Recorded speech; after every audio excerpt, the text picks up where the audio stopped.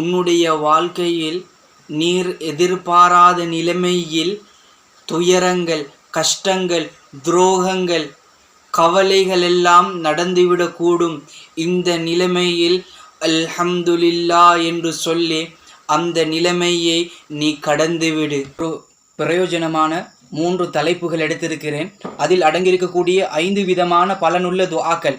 என்ன விஷயம் என்றா, எங்களுக்கு ஏற்படக்கூடிய இந்த கவலை, பிரச்சனை, இந்த பயங்கள், இப்படியான விஷயங்களை விட்டும் நாங்கள் பாதுகாப்பு பெறுவதற்கு, எங்களோட கவலை, இந்த சஞ்சலங்கள் எதில் வருதுண்டா, நாங்கள் கடன் எடுத்திருப்போம், இதில் நாங்கள் பயந்து கொண்டிருப்போம். அடுத்தது எங்களோட வீட்டில் நெருக்கடி, கஷ்டம், இதை நினைச்சு கொண்டு நாங்கள் கவலைப்பட்டு கொண்டிருப்போம். அதே போல ஒருத்தர் வியாபாரம் செஞ்சு கொண்டிருப்பாரு, அவருடைய வியாபாரத்தில் அவர் பயந்து கொண்டிருப்பாரு. இப்படியாப்பட்ட பயங்கள் எல்லாம் நீங்கிறதுக்கு ஒரு அருமையான ஒரு துஆ. அதே போல இந்த எங்களுக்கு ஏற்படக்கூடிய அழிவை விட்டும் நாங்கள் வெற்றி பெறுவதற்கான ஒரு துஆ.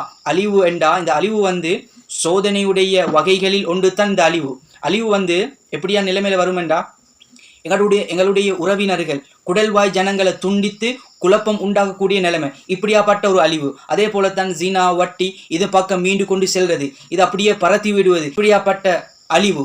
இதை விட்டும் பாதுகாப்பு பெறுவதற்கு, அதே போல பேராசை, பலகீனத்தில் இருக்கக்கூடிய நிலைமை, அதே போலத்தான் பெற்றோர்களுக்கு நோவினை செய்கிறது, அவர்களுக்கு கஷ்டம் கொடுக்கிறது, இப்படியாப்பட்ட நிலைமைகளை விட்டும் வெற்றி பெறுவதற்கு அருமையான ஒரு துஆ. அதே போலத்தான் ஒரு அதிகாரி இடத்திலிருந்து பாதுகாப்பு பெறுவதற்கு. இந்த விஷயம் ஆண்களை விட பெண்களுக்கு தான் மிக பிரயோசனமாக இந்த துஆ அமைந்திருக்குது. ஏனென்றால் இன்றைக்கு நிறைய பேர் வேலைக்கு போகிறாங்க. வெளியே செல்லும் போது தீயவர்களுடைய கெடுதி அவங்களுக்கு ஏற்படாமல் இருப்பதற்கு, அவங்க பாதுகாப்பாக இருப்பதற்கு இந்த துஆ அமைந்திருக்குது. அதே போலத்தான் வேலைக்கு போவாங்க, அங்கே இருக்கக்கூடிய புஸ்மார்ட பிரச்சனைகள், சிக்கல்கள், அவர்களிடத்திலிருந்து ஏதாவது விளைவுகள் அவர்களுக்கு ஏற்படாமல் இருப்பதற்கு இந்த துஆ அற்புதமாக அமைந்திருக்குது. அதே போலத்தான் வெளியே செல்லக்கூடிய நிலைமையில் மனிதர்களுடைய கெடுதி, அவர்கள் ஏதாவது தப்பான விதத்தில் நடந்து கொள்வார்கள், இப்படியாப்பட்ட விஷயங்களை விட்டும் பாதுகாப்பு பெறுவதற்கு இந்த துஆக்கள் அமைந்திருக்குது. இந்த துஆக்கள் என்னென்ற விஷயங்கள் எல்லாம் ஒரு வீடியோ மூலமாக போட்டிருக்கிறேன். அந்த வீடியோ லிங்க் கீழே ஒரு சின்ன ப்ளே பட்டன் இருக்குது, இதை கிளிக் பண்ணி பார்த்துக்கோங்க,